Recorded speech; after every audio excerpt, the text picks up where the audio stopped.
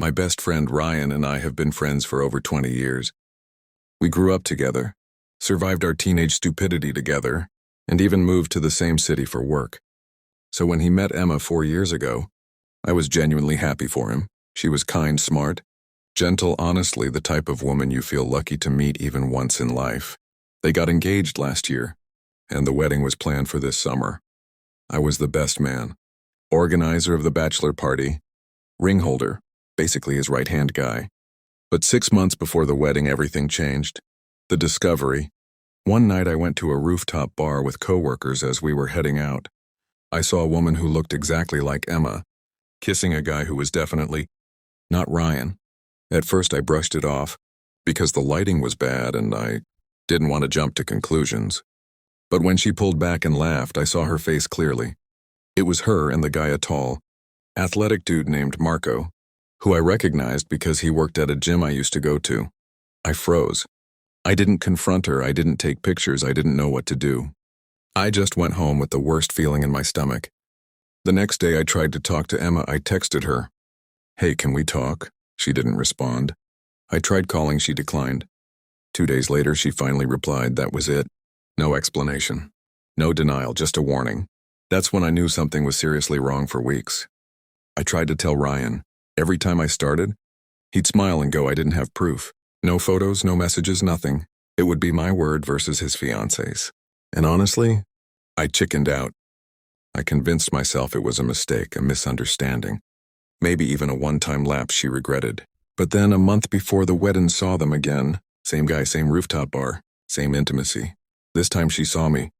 Her eyes went wide. She grabbed the guy's hand, turned around and left the bar immediately. Within an hour, she texted me from a new number. She blocked me right after. That's when I realized she wasn't scared of hurting Ryan. She was scared of getting caught. Fast forward to the wedding week. I couldn't sleep. I couldn't focus. The guilt was eating me alive. I was about to watch the man who trusted me the most walk into a marriage built on lies. The night before the wedding, I finally gathered my courage to tell him. We were alone, drinking on the balcony of the hotel. I said, "Ryan, I need to tell you something about Emma." He went silent. He looked down at his drink, and he said, my stomach dropped. She beat me to it. She painted me as jealous or meddling or crazy. I told him everything anyway, what I saw, how many times, how she threatened me. He just stared at me and said. He stood up and walked away. I thought I had lost my best friend. I decided I'd stay quiet. I didn't want to blow up his big day. I'd already hurt him enough, but as the ceremony started, something inside me snapped. When the officiant said, I didn't plan it, I didn't think, I just stood up. The room went silent. Ryan's eyes widened. Emma looked like she'd seen a ghost. I said loudly and clearly. Everyone gasped. Emma started crying, yelling I was lying. Her parents started shouting. Guests murmured like it was a live episode of a soap opera. But then something unexpected happened.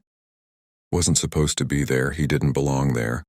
But apparently Emma had texted him earlier to stay away, and he came to find out what was going on. And when he walked into the chaos, his face said everything. Ryan didn't even need proof after that. He walked out of the ceremony. The wedding was canceled. Emma tried to chase him, but her own sister stopped her. Ryan stayed with me for a week. He barely spoke at first, but then slowly he started opening up. He told me he was angry at me, angry that I waited so long, angry that I didn't show him proof, angry that I ruined the ceremony. But he was 10 times angrier at her. He said the wedding cancellation saved him from a lifetime of being played.